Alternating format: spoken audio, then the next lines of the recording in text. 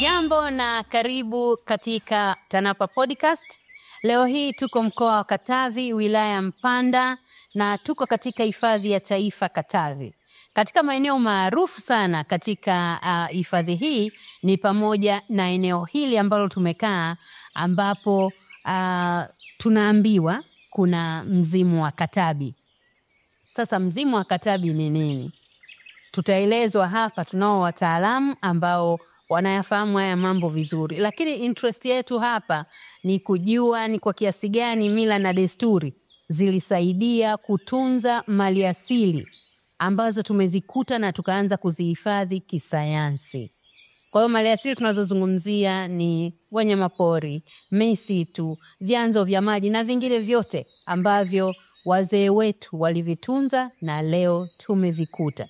Hao wataalamu wangu watajitambulisha wao ni kina nani na hasa haya mambo ya mizimu yanatoka wapi.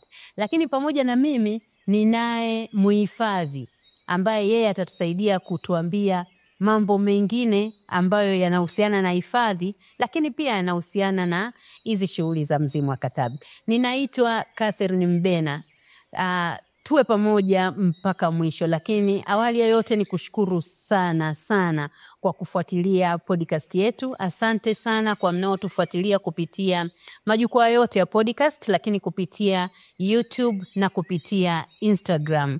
Tunayapata maoni yenu na tunayafanyia kazi kila siku, tunaendelea kuboresha. Bila kupoteza wakati sasa niwakaribishe wageni wangu, na honestly tuko hapa karibu na mzimu wa Katabi, au tuko kwenye mzimu wa Katabi. Sasa hapa nafikiri mzee alituambia kwamba tunalindwa na hapa tuko chini ya himaya yake. Kwa hiyo tunajisikia tuko salama kabisa, lakini tukianza kuogopa na nini, yani muone tu kawaida kwamba ni sehemu ya haya mambo hapa. Mzee wangu karibu sana kwenye TANAPA Podcast.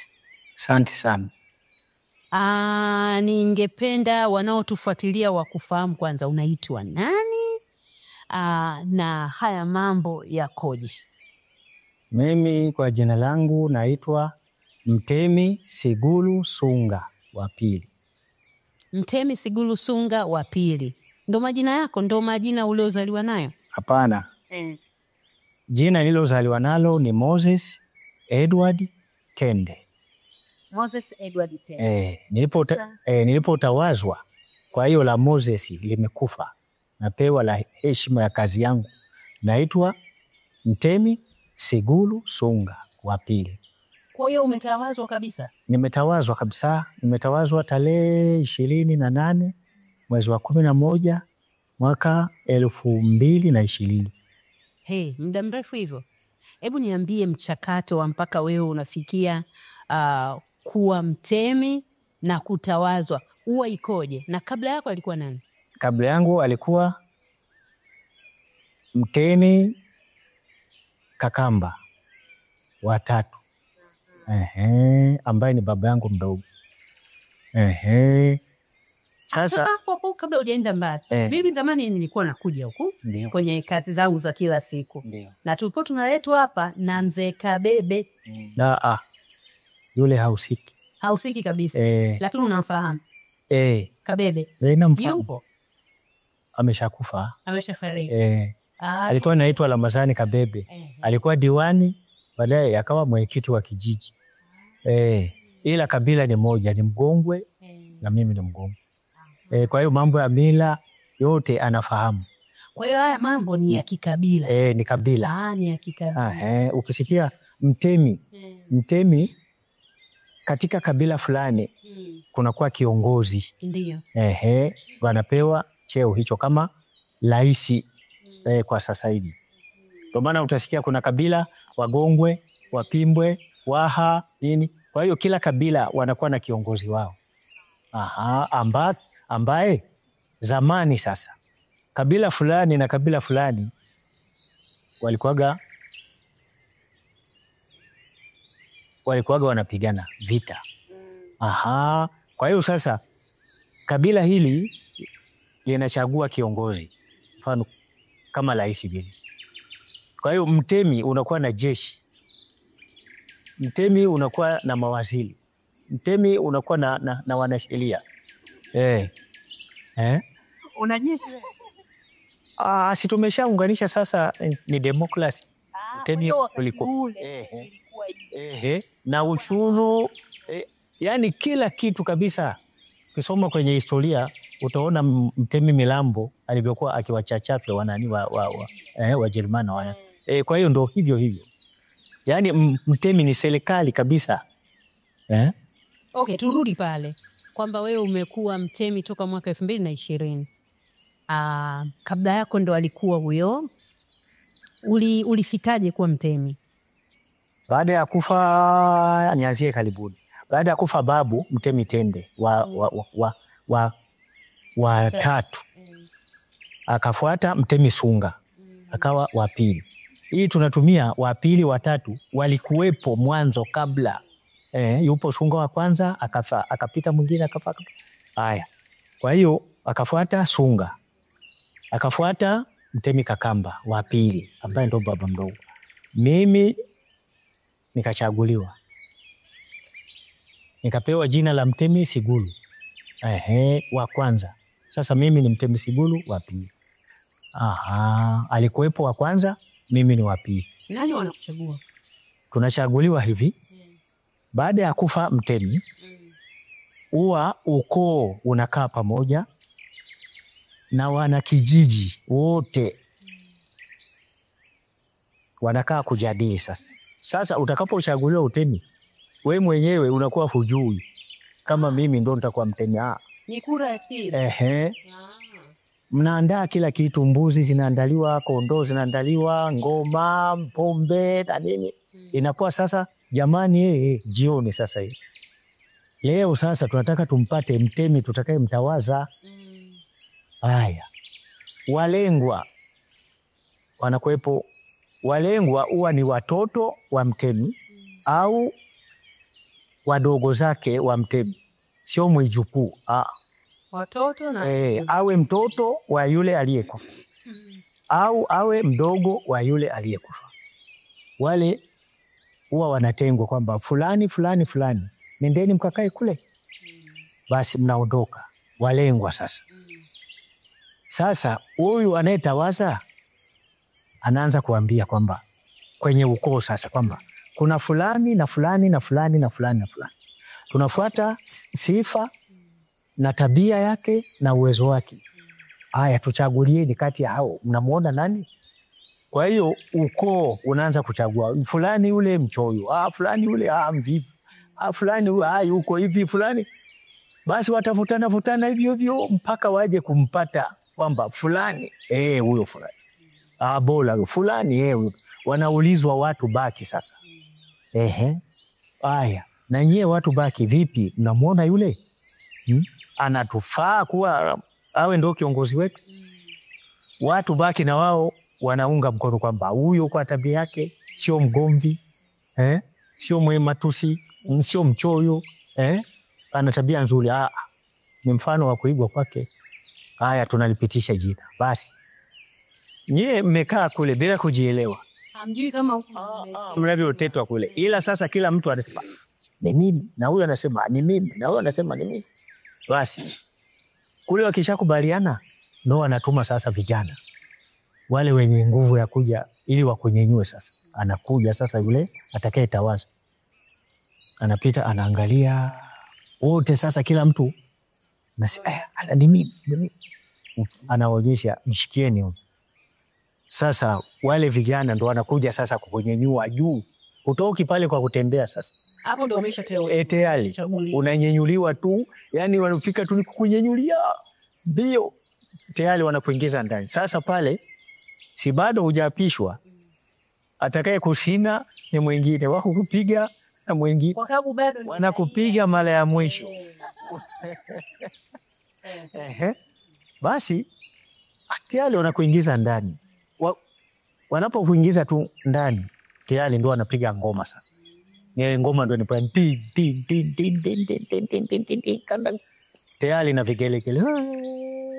Na tayari tumempata. Mweupe umeondoka. Basi unaingia ndani.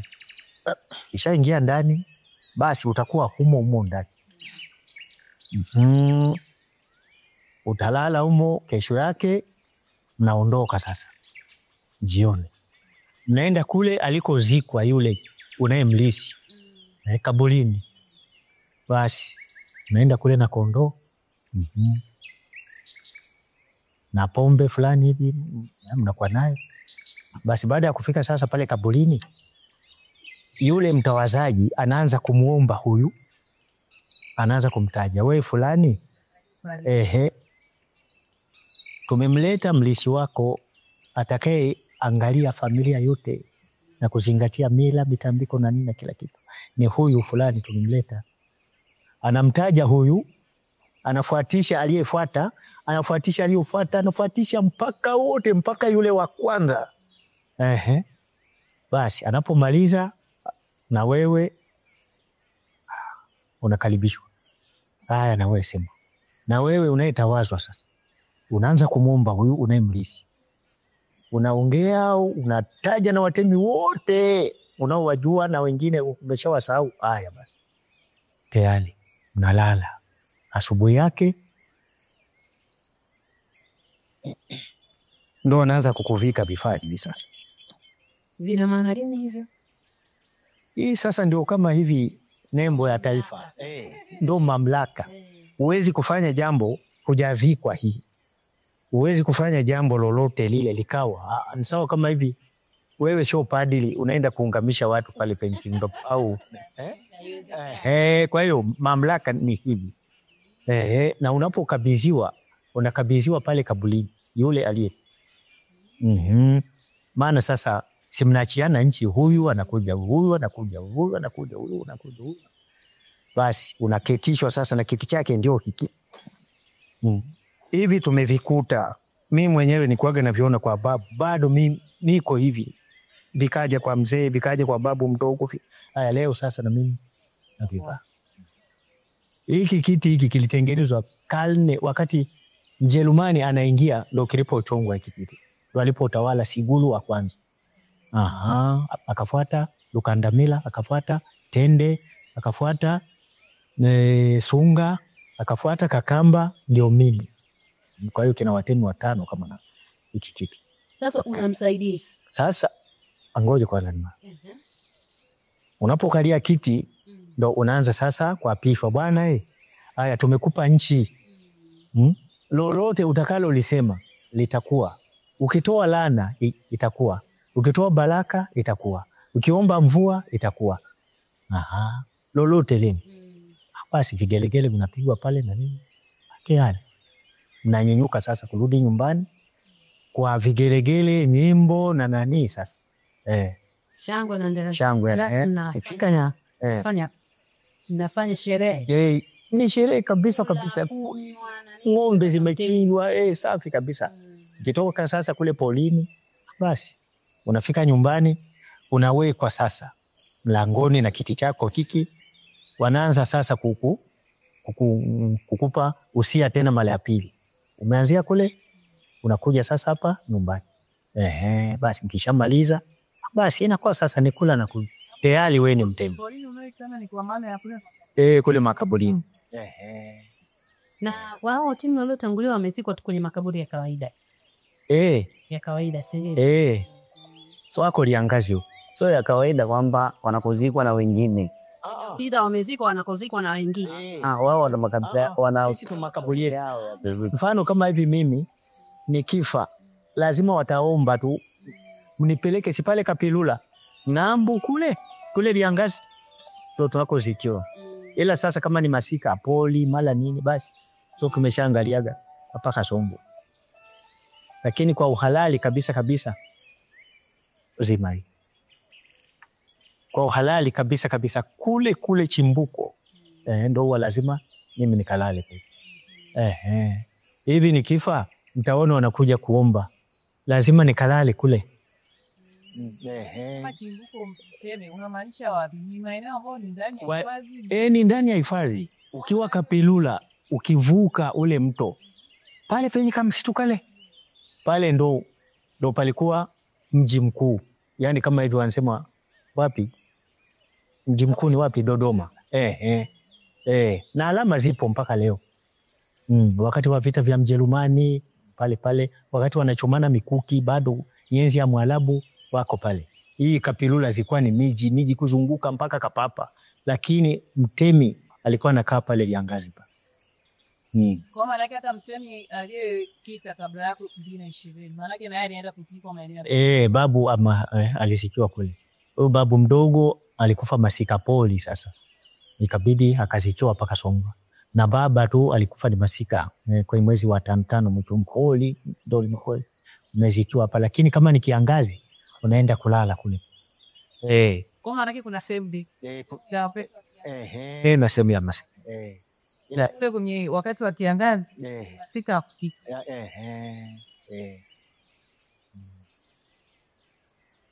Okay, kwa hiyo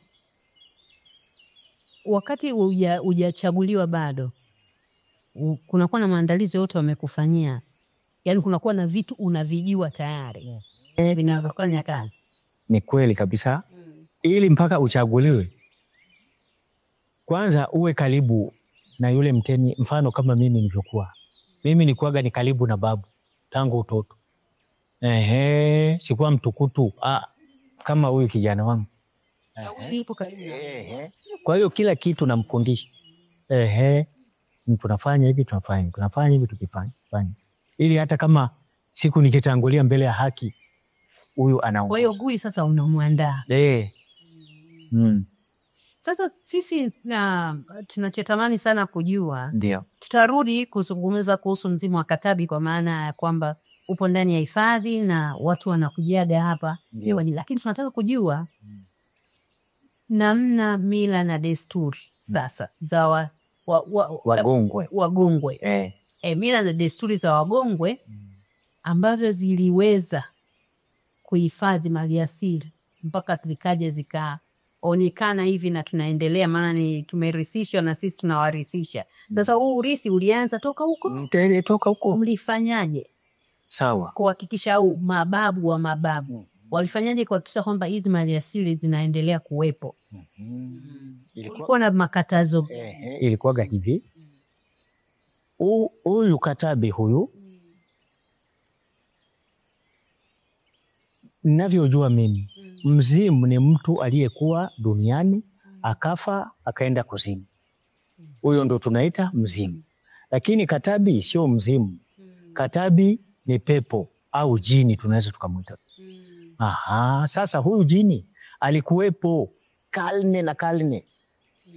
Huku kama mnavyoona hivi, hii mpaka kwa hifadhi ya Katavi ni muendelezo wa huyu Katavi. Zamani kabisa huku huwezi kuja mpaka atoe ruhusa yeye. Huyo Katavi. Alikuwa anatoaje ruhusa? Pale utemini kuna watu wale wanaopandisha pepo. Kwa hiyo walikuwepo watu maalum. Wale wanaopandisha maruani. Silohani naye anakuja kwa mtu anapanda sasa pale, haya wasema sema vipi. Mimi Katabi nimekuja, chawa zimekuwa nyingi kichwani, mje mniokote chawa. Maana yake kwamba bwawa hili limekauka, kwa hiyo samaki wanahangaika. Atoe ruhusa, sio utoke kule eti naenda kuiba. Huui. Maruani nani alikuwa anapandisha sasa? Wapo. Kwa hiyo yani mtu yoyote. Mtu yoyote. Kitabi anaweza kumuingia mtu yoyote, yamsemee. Basi sasa ndo wanaondoka kuja huku. Wanavua wanafanya. Hapa. Na miko yake hapa akina mama walikuwa wanakatazwa wasifike. Hata kama wakifika wakae tu, wasiingie kwa maji. Sababu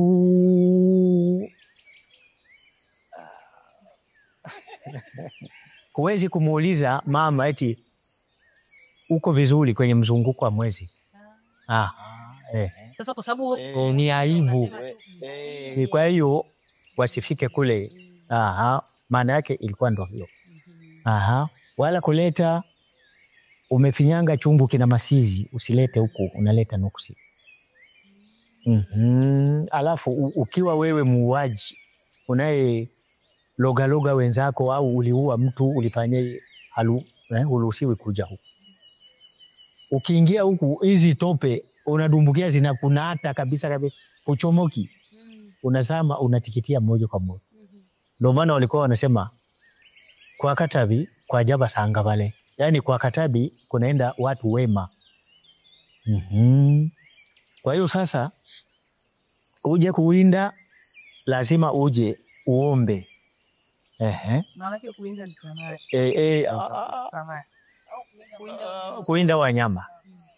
Waarabu walipokuja walikuja na biashara ya meno ya tembo. Kwa hiyo uchumi mkubwa ilikuwa ni uwindaji. Kuwapiga tembo na watumwa. Ukiiba mtoto wa mtu kule, unakuja kumuuzia Mwarabu, tayari vita vinaondoka, mnaanza kupiga. Ilikuwa maana hiyo kwa ajili ya Waarabu. Unapokuja kuwinda huku kwa Katabi, ukifika hapa unaomba. Ukiomba, basi bwana Katabi, mimi nimekuja na shida ya mboga. Sawa, au bwana umasikini, nataka tembo tu hizi 2. Haya, hizo usizidishe. Basi unaacha lisasi lako pale, basi unaondoka. Ni hapa na hapa unau.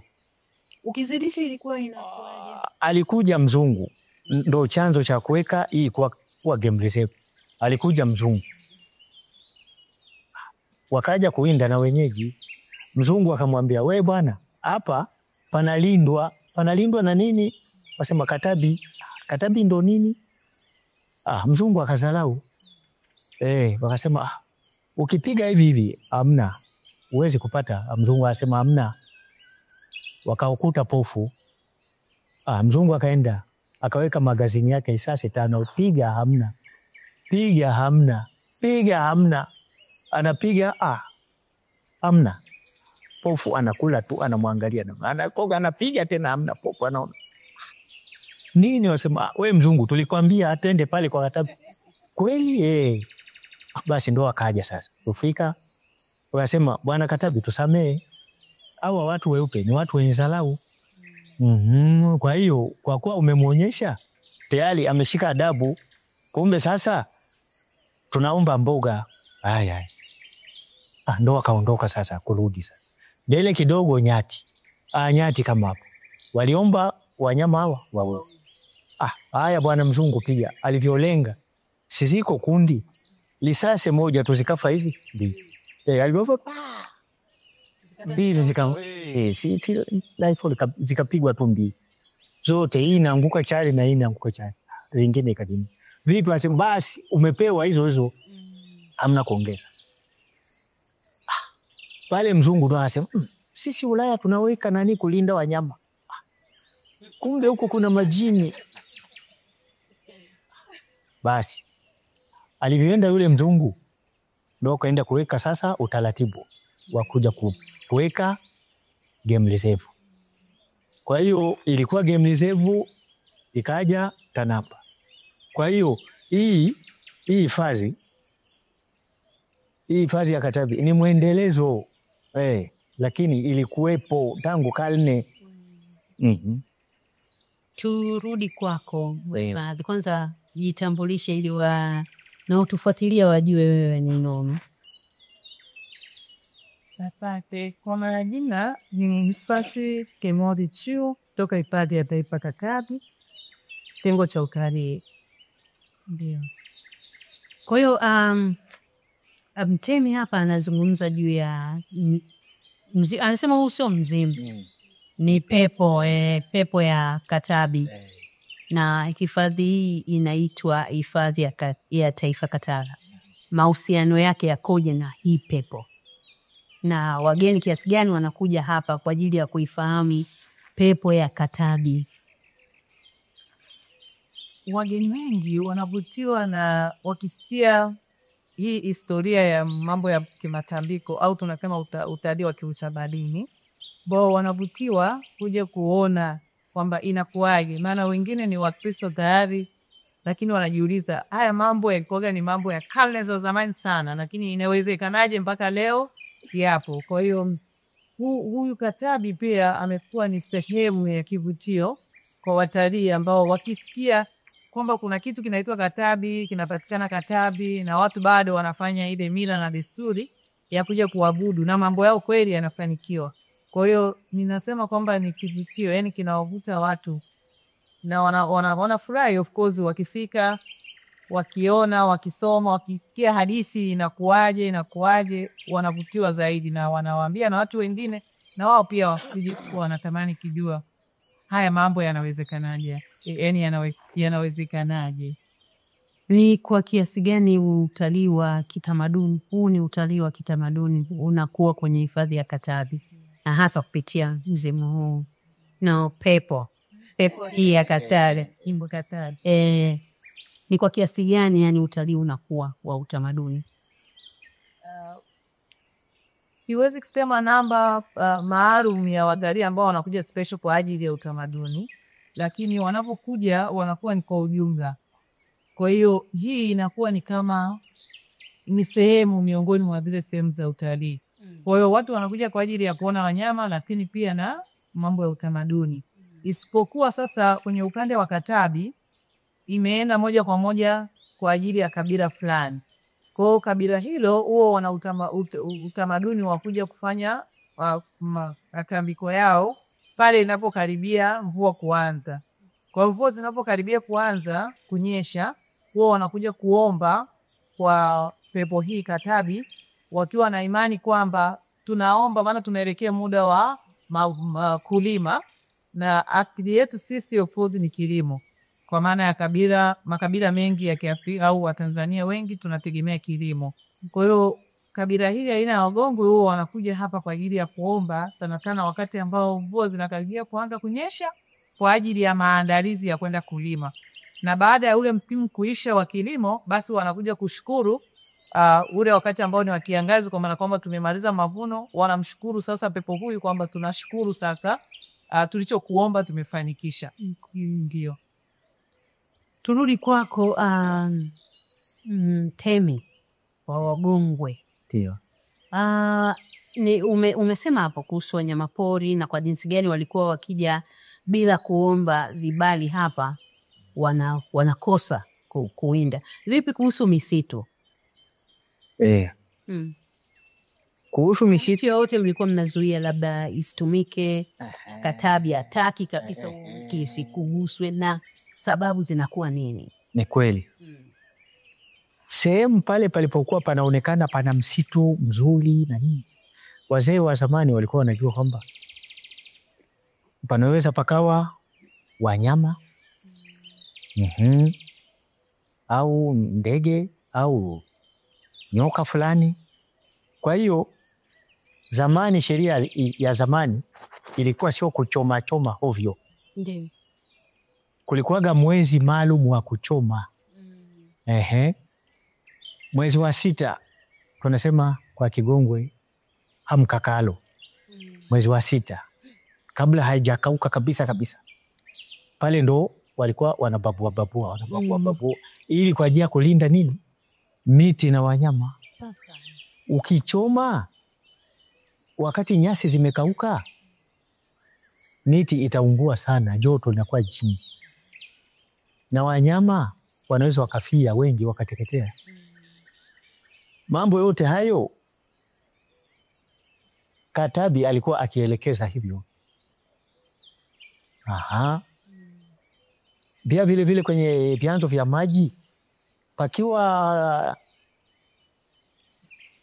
nani bwawa na samaki zinakuwepo nyingi sana, ni marufuku kwenda kuvua pale paka muombe.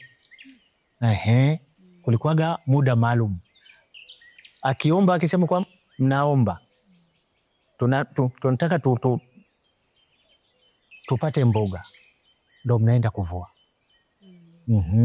Kwa hiyo sehemu ikiwa nzuri sana zamani, tunasema kwamba kwa Kigongo tunasema havosigo, yani sehemu yenye mazingira mazuri panakuwa ni kwa Katabi au kwa Wamwelu kwamba pale kwa Katabi msiende. Pale kwa Katabi msiende. Pale Milunga msiende. Pale kwa Ndofwe msiende.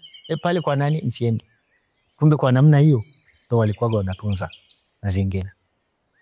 Sasa kabla sijaenda kwa kijana wako ambaye na yeye anaanza kujifunza haya masuala ya pepo, nirudi kwako mhifadhi. Mtemi amezungumza kuhusu uchomaji wa moto na hawakuwa wanachoma holela. Walikuwa wanachoma kipindi maalum na ameeleza kwa nini walikuwa wanachoma kipindi maalum. Kwenye hifadhi za taifa na kwenye maeneo mengi ya uhifadhi kuna zoezi la kuchoma moto, ule moto rasmi. Hebu kidogo sana lifafanue na linganisha na Mtemi alichosema. Kwenye uhifadhi, kwenye uchomaji moto mara nyingi tunafanya kama alivyoelezea Mtemi. Tunafanya wakati ambao majani ndio yanaanza kukauka. Kwa hiyo hayajakauka ile moja kwa moja. Na lengo ikiwa ni kwamba ukichoma wakati ule moto unakuwa sio mkali sana kwa sababu majani yanakuwa na miti pamoja na vile vichaka vinakuwa bado vina ule ubichi. Kwa hata ule moto tunapokuwa tukichoma kiuhifadhi hauathiri mazingira kwa ukubwa sana. Kwa sababu ule moto unakuwa si mkali sana kulingana na asili ya majani yanakuwa bado mabichi. Lakini sababu kubwa ya kufanya uchomaji mapema vile ni kwa sababu tunahitaji kuunguza mimea yote na ikapotea. Isipokuwa tunahitaji kutoa yale ambayo ni tunasema ni kama uchafu kwa maana ya matawi, majani yaliyokufa, yaliyokauka. Kwa tunayapunguza kwa ajili ya kusaidia mimea mingine kuchanua ili wanyama waweze kupata chakula. Lakini pia inasaidia wale viumbe ambao wana mwendo wa taratibu, mfano kobe na wadudu wengine ambao ni wanaenda kwa motion ndogo. Kwa hiyo moto unapokuwa hauna spidi sana, unawapa na wao nafasi ya kuweza kukimbia. Kwa hiyo inakuwa ni kama alivyosema Mtemi, yani wale ambao hawana mwendo mkali kwa ule moto, kwa sababu unakuwa unachoma taratibu kulingana na asili ya majani, inakuwa bado ina ubichi, wanapata nafasi ya kujitetea. Kwa maana ya kuondoka katika eneo lile ambalo wanachoma kwa wakati huo na kusogea eneo ambalo linakuwa halijachomwa. Kwa mpaka uje kufika kwa upande mwingine wa pili kuchoma tena, yule mnyama tena ana uwezo wa kurudi eneo lile ambalo lilikuwa limechomwa mwanzo. Kwa hiyo alichokieleza kwa maana ya ile miezi kuanzia mwezi wa 6 ndio muda ambao pia hata sisi watu tunachoma kiuhifadhi. Ndio. Tuje kwako, kijana wa Mtemi. Kwanza tuambie unaitwa nani? Mimi kwa jina naitwa Lucas Moses. Lucas Moses. Ndio. Haujapata bado majina ya huku? Bado. Ndio unaelekea. Wewe sasa nini unafanya kama mzee alivyotuambia anakuandaa? Katika kukuandaa ni vitu gani unafanya? Katika kuniandaa mzee, ninavyofanya ni kwamba ikitokea labda mfano hata juzi mwezi uliopita hakuwepo, alikuwa Mwanza. Kama kuna watu wanakuja kwa maana ya kufanya matambiko na nini, anaponiruhusu kwamba nenda, nakuja kufanya. Lazima uruhusu. Lazima niruhusiwe. Hauwezi ukatoka tu kwa watu wamekuja. Mpaka atoe ruhusa yeye. Akitoa ruhusa ndo tunakuja. Sasa tulipokuja hapa mzee ulituambia kwamba sisi wote tuko chini ya himaya yako. Maana yake nini? Unapotawazwa unaambiwa umekuwa baba wa wote, hata aje padri, hata aje nani. Si wako kwenye nchi yako. Si hata sisi tukienda Zambia, tukienda Kongo, tukienda wapi, hata wewe ni waziri huku, ukifika kule utakuwa na nani yako? Utakuwa chini yake. Kwa hiyo sasa ni kimila tu lakini. Lakini sasa hivi kidemokrasia unaona kwanza mtemi nini? Mazingira tulivyokuwa tunatunza wanaharibu. Utemi uliisha, wanafieka miti ovyo, usiji kwa Katabi nini, uongo tu. Haya ndo ile binadamu. Ila ukifuata sasa kiuhalisia, ukikaa hapa uko chini yangu. Sasa likizuka jambo kama hili la kuombea mvua, utaomba wewe? Nitaomba kwa imani yangu. Haiwi sasa. Haitatokea. Amna, sio wanaomba kanisani, wanakirikita wapi hapa? Ila mimi nikija siku hiyo nikija hapa tayari inanyesha. Siku hiyo inanyesha. Sio kesho, siku hiyo. Sasa hivi huku mvua imeshaanza kunyesha. Bado. Kawaida inaanza kunyesha kwa wakati gani? Mwezi wa 11. Mwezi wa 11. Huwa inachelewa? Ndo kipindi chake sana. Hakuna moja mwanzoni au mwishoni. Enzi hizo una miaka zaidi ya 60. Na miaka 66 sasa. 66. Sasa wakati huo 66 manake wewe ni mkubwa kuliko hifadhi taifa. Ni mkubwa kama kwa mwaka mmoja. Manake utakuwa umezaliwa mwaka... Mimi nimezaliwa mwaka 59. 59?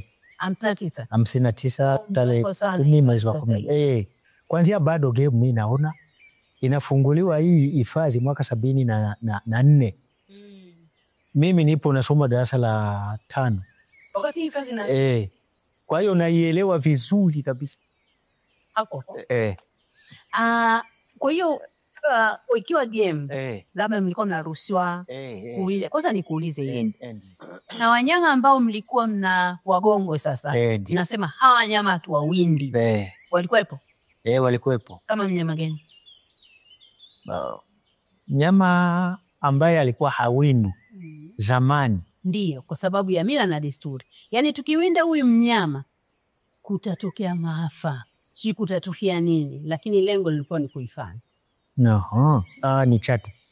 Fijini chatu. Mlikuwa mwindi chatu. Yaani ndio wa mwiko kabisa. Kwa sababu gani? Yaani mwiko wake ulikuwa nini? Mwiko wake kwa sababu kule mlimani kule Igongo kule kwa mtemi mkubwa sasa kule. Unapoenda kuomba huwa anakuja yeye mwenyewe chatu. Kama hivi tunakuja kuomba hapa. Tayari paka aje ndo unaanza kusema maneno. Kama hajaja basi wanasema mbele ya chatu. Paka aje kabisa, ajikunje kama hapa. Ndo anze kutamka maneno. Kule. Alafu ukimwondoka mka anafanyaje? Anaondoka. Atatulia hapo basi kwa baadaye anarudi. Kwa hiyo yule ndo wa mwiko kabisa. Lakini imekuwa ni muendelezo mpaka sasa chatu. Paka leo ni mwiko kabisa kumuua chatu. Paka leo. Sasa wewe umeshuhudia ili eneo likiwa hifadhi ya taifa Katavi.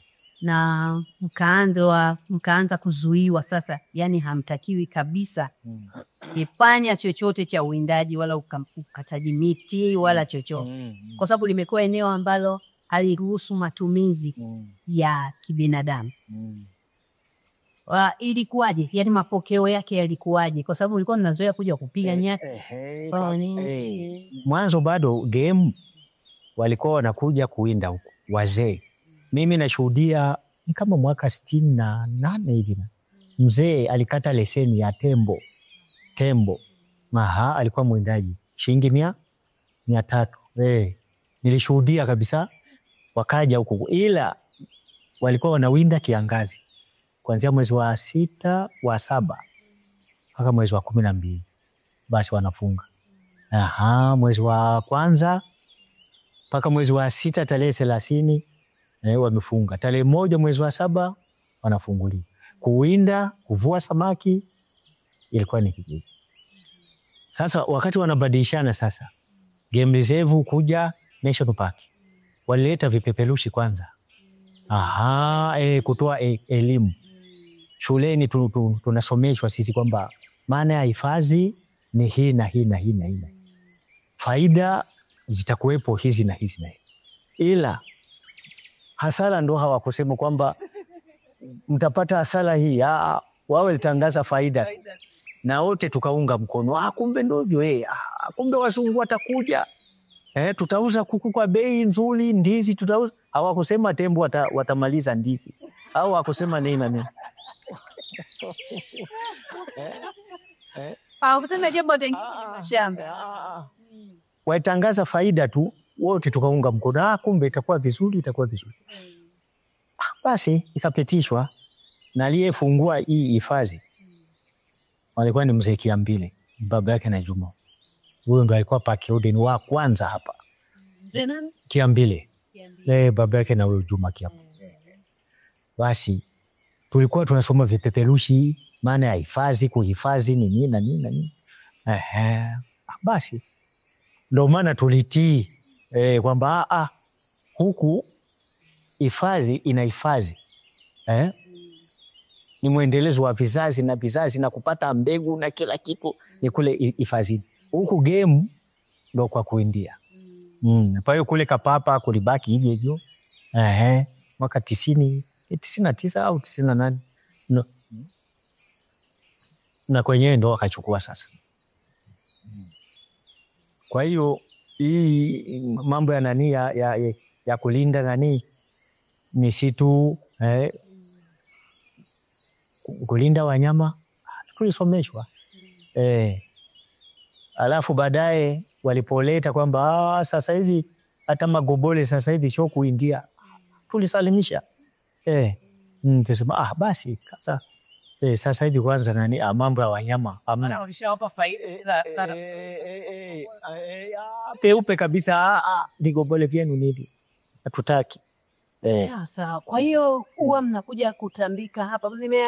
Najua kuna mzimu wa katabi wa kike na wa kiume. Kuna wa Mwelu ndo si ya kwanza, ile ya pili ndo yeye mwenye bwana katabi. Lakini anawake hawa wane. Huyu wa Mwelu ndo bi mkubwa, akawepo wa Mumbu, akawepo wa Lulele, akawepo wa Mkulu.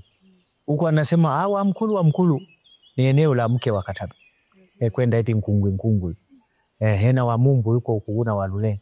Ila wa Mwelu ndo kale kamlima full. Kwa hiyo huwa mnakuja hapa kutalii. Sasa hapa ni ndani ya hifadhi, huwa mnapata vibali vya kuja kuingia hapa. Tena tunamshukuru sana, alikuja muhifadhi mmoja Gala.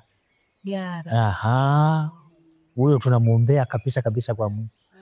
Alikuja kutupa maelekezo kwamba hifadhi ni pamoja na historia.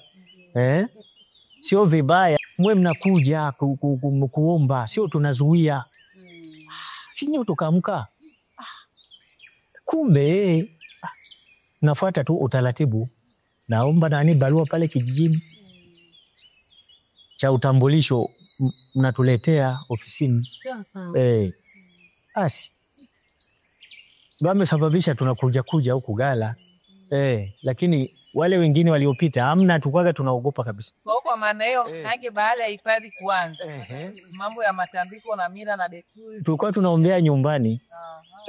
Hivyo vinyumba hivyo vipo tumevijenga kule. Lakini sasa ni sawa kama hivi kusalia nyumbani au kuswalia nyumbani na kuswalia msikitini. Sasa huko ndo msikitini au huko ndo kanisani, ndo kwenye pale nyumbani unasali tu, lakini sio maalum kabisa. Kwa hiyo tulimshukuru akatufungua sasa kwamba kumbe watu naogopa. Ndo tulianza sasa kuja hapa. Safi, ukiomba chochote kile na watu kifanikiwa tunakuja kushukuru. Kwa wakati mnakuja kuomba kuna kitu chochote mnatoa kwa katabi? Mnatoa nini? Kama huna uwezo wa mbuzi unakuja jogoo mweupe na jike mweupe waliozaa. Au una uwezo wa kununua mbuzi, unanunua mbuzi mweupe. Basi unaweza dume na jike ambao tayari wamezaa. Waliozaa, sio bado hajaza. Kwa nini mweupe? Sio unataka baraka. Mwekundu atoi baraka. Anatoa, lakini katabi yeye anataka mbuzi mweupe. Unajua kuna hizi taratibu za kwenda kwa waganga wa kienyeji. Na wanasema njoo na kuku mweupe. Njoo si na jogoo mweupe. Najiuliza, wekundu ana shida gani? Mweusi ana shida gani? Yani nikija na huyo au mwenye rangi au mwenye wa kijivu, mwenye rangi ana shida gani? Yani kwa nini mweupe? Sasa Wengine wanasemaga mwekundu. ni sawa. Kile mweupe nafikiri ndo Na mweusi ni lazima mweupe, mweusi, mwekundu wa madoadoa sio sana, ila hizi rangi tatu kwa waganga, kwa maana kwamba huyu mweusi huyu anatibu magonjwa, huyu mwekundu mazindiko, huyu mweupe baraka. Kwa hiyo ukisema leta kuku mwekundu unakuja kuhangilwa sasa. Ni kwa waganga. lakini hapa ni white. Hapa ni mweupe tu. Ni baraka tu. Na haya mambo ya kinzani haya na yale ya kanisani yote ni sawa. Ukienda kanisani haya wanasema usiabudu miungu. Utuabudu Mungu mmoja. Mungu wa Israeli, Mungu wa Isaka, Mungu wa Yakobo na mitume wake. Haya. Ila ukiangalia sasa hawa mitume tunaosema Yesu au Mtakatifu Bartolomeo na jinsi tunavyoomba tumeshalinganisha, ni vile vile. Ni vile vile. Maana ni ile ile. Huyu Katabi sio anasema yeye alikuwa Mungu. Yeye mwenyewe anakiri kabisa yupo Mungu aliyeumba kila kitu. Na ukimfuatilia sana huyu Katabi ni Muislamu. Katabi ni Muislamu. Ni Muislamu. Ndio maana ninapokuja kutambika lazima nivae kanzu. Ukijega huku unakuwa umevaa kanzu sio unakuwa umevaa. Hii unavaa wakati gani? Wakati wa utemi tu. Wakati. Ila kama nakuja hapa kuomba kanzu, wote mnakuwa mmevaa kanzu. Mimi wewe mtemi. Ndio maana kuna wimbo kwa lugha gani sasa? Kigongwe. Kigongwe. Hii nchi inaitwa ni nchi ya Kabende. Lakini Kabende sio kabila.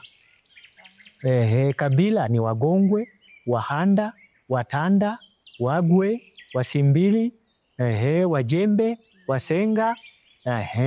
Kwa hiyo ndani ya Kabende mna temi mbalimbali. Sasa kuna utemi wa Igongwe ndio sisi. Kuna utemi wa Wahanda, kuna watemi wa Wasimbili, kuna watemi wa Tanda, lakini wote tuko Kabende. Kwa maana kwamba hizo sehemu unazotaja ni kama sisi kanisani tunaposema kuna Wakatoliki, Sabato na makanisa mengine. Pentekoste, sijui Anglikana, lakini wote mnamsema nani mmoja. Ni Mungu mmoja. Sasa kuna muda ulituambia kwamba ili urithi wako achaguliwe, sifa ambazo anatakiwa kuwa nazo na watu wanazichangia, tuseme kama wanazipigia kura, ndio wanapita. Wakimkataa kwamba pale sasa mlipotengwa mmeenda kukaa pembeni, mnajadiliwa huku na ukoo fulani, vipi huyo mchoyo sana, vipi mvivu alimagi. Na kwa mtemi kawaida ukifika ule si nyumbani, una ukuu ule unywe.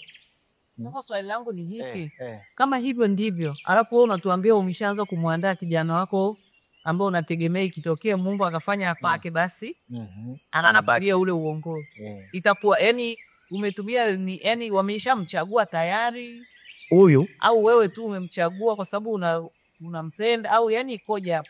Na je, wakija kumkataa na ulishamwandaa, akiwa na tabia mbaya wanamkataa.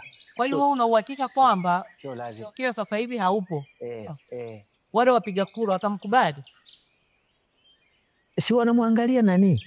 Tabia na uwezo wake na sifa zake. Sifa, tabia na uwezo ndio wanazoangalia. Ana uwezo wa kufanya kazi, haya, ana tabia nzuri, basi. Kwa maana hiyo zile sifa ambazo unazijua wewe tayari umeshaziona zipo kwa kijana na unaamini hata wakipiga kura atafaulu. Si ndio maana natembea naye. Yaani yuko na mwalimu tu. Huyu ni mtoto wa 4 kuzaa. Ni mtoto wa 4, lakini wengine wapo si wana vichwa vya hivi.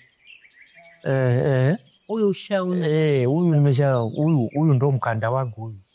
Hata nikifa anajua nimeacha duniani, mwanaume yupo. Unajisikiaje kuaminiwa na mzee bwana mko wewe? Unajisikiaje mzee amekuchagua miongoni mwa wengi? Najisikia vizuri. Maana kuchaguliwa huko ameniwa sio jambo dogo. Ya kwa kweli. Mzee wangu, wakati tunamalizia, naona hakuna maswali mengine. Wakati tunamalizia, matambiko kwa hiyo yanafanya wakati umejiandaa. Umejiandaa. Kwa hiyo sisi tunataka tusaidia kuombea ulinzi wa maliasili zetu, maana zina faida. Wakati wakati uko kule shule walikuwa nasema faida. Faida tu. Lakini kwa umri wako sasa umeshaona kwamba kuna faida nyingi za kuwa na hizi maliasili. Kwa hiyo tunatamani ziendelee kulindwa ili tuwarithishe, maana nyie mlizitunza kwa mila na desturi. Ikaja sayansi, wahifadhi hapa sasa hivi wanatumia sayansi, tunaendelea na lengo lile za kulitunza ili vizazi vijavyo viweze kuzikuta na ziwafaidishe. Sasa sisi tukuombe tu, tukuachie hili kwamba wakati unakuja kwenye matambiko hapa, basi utuombee maliasili zetu zote nchini ziweze kulindwa vizuri ili ziweze kuwasaidia wajukuu wa wajukuu wetu, wazikute na wao wazitumie na wao wawaachie wanaofuata. Tumerithishwa, tuwarithishe. Bila shaka mtakapokuwa na matambiko hapa wakati ujao, sisi tunakuachia hilo. Ili kesho kwa maana yake maombi yamefika kwa wakati. Kwanza hilo huwa ni la kwanza ninapokuja kuomba. Siwezi nikaomba mengine nikaacha we katabi linda hifadhi yako. Hatutaki ujangili. Hatutaki kusikia kwamba sijui masikali wamepambana na majangili kule wamejeruhiwa. Nataka hii hifadhi yetu hii iwe na amani. Anayeingia ndani ya hifadhi kinyume cha sheria akamatwe tu kama kuku uvunguni tu. Kiurahisi. Huwa kila ninapokuja lazima hili ni ayombe. Na kuomba mvua huwa naomba mto ujae, mabwawa wanyama wapate maji pamoja na huwa naomba. Yaani ni muhimu kabisa. Kabla sijakamilisha mazungumzo yetu, kuna lolote unataka uambie wanaokutazama kuhusu maliasili? Mimi ninachowaambia tudumishe tu ulinzi wa hifadhi. Hamna kitu kingine. Maana sasa tukiharibu sisi tunapata hasara sisi.